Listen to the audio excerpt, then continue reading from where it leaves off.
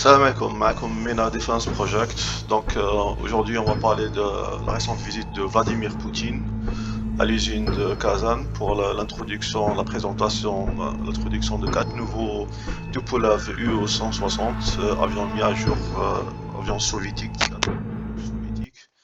et qui n'a plus été construit depuis la reprise du programme en 2015 par Poutine lui-même. Donc c'est une modernisation conséquente de la flotte russe qui réceptionne 4 nouveaux Tupolev, avions d'origine soviétique.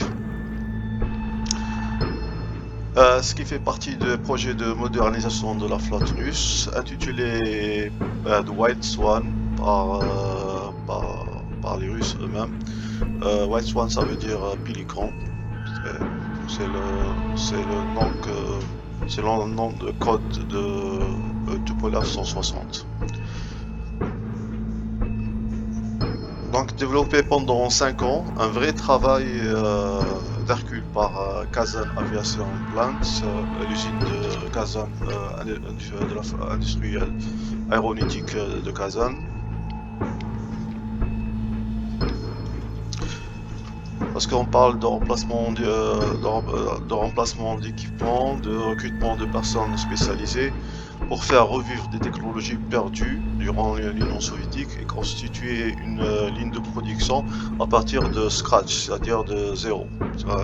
Sachant que la production des avions Tupolev, bombardiers stratégiques russes, n'a plus été faite depuis l'Union soviétique. Donc c'est un programme qui a été relancé en 2015. Et comme l'Union soviétique,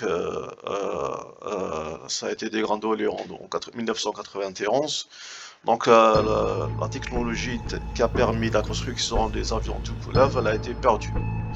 Et donc en 2023, tous les pronostics ont été déjoués, et notamment avec l'introduction de 4 nouveaux bombardiers Tupolev, bombardiers stratégiques Tupolev 160.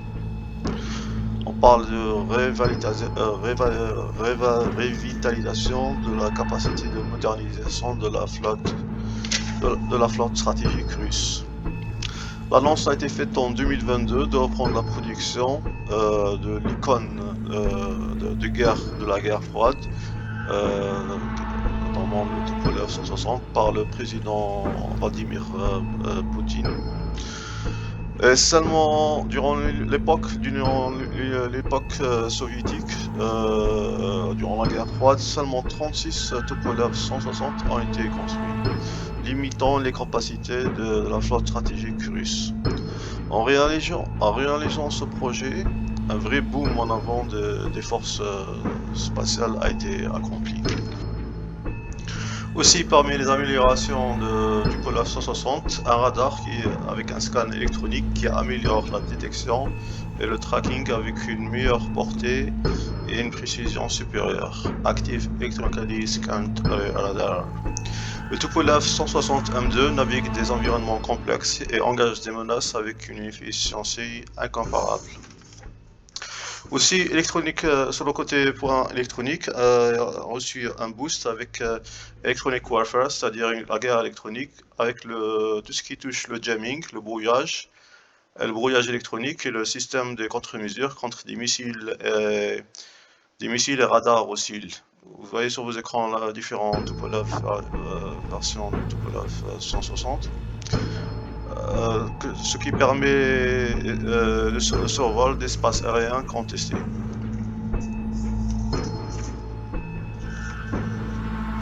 Côté armement, le Tupolev peut transporter un arsenal varié du missile cruise, notamment le KH-1 et sa version nucléaire, le KH-102, qui sont les atouts principaux qui peuvent permettre les attaques à partir d'une distance sûre, réduisant l'exposition aux défenses aériennes ennemies.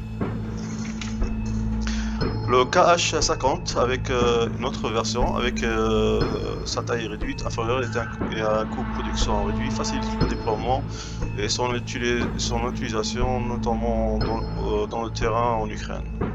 L'atout principal du Tupolev missile, l'atout principal du Tupolev, c'est le missile hypersonique Kinzhal, capable avec une vitesse de Mach 10 et une portée de 1000 km. Contrairement au missile balistique, le Kinzhal a une trajectoire peu prévisible, avec une phase de gliding qui n'observe pas une forme géométrique constante. Ici on peut voir le Kinzhal déployé sur un MiG-31.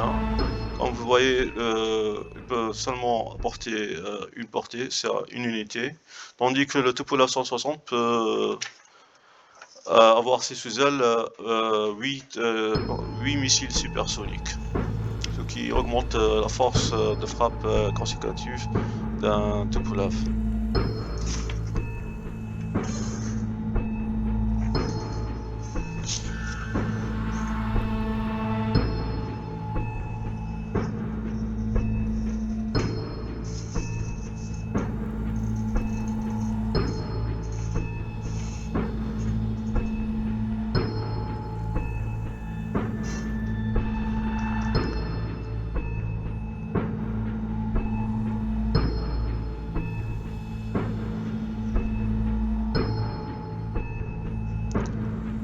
Donc le message que Vladimir Poutine tente de passer à l'Occident, c'est que la Russie se tienne prête pour une confrontation du type nucléaire et prépare ses assauts de façon conséquente, notamment à travers l'introduction, la présentation, la grande nature de l'introduction de 4 nouveaux, la réception de 4 nouveaux Tu-160 au sein de la flotte, les forces spatiales russes.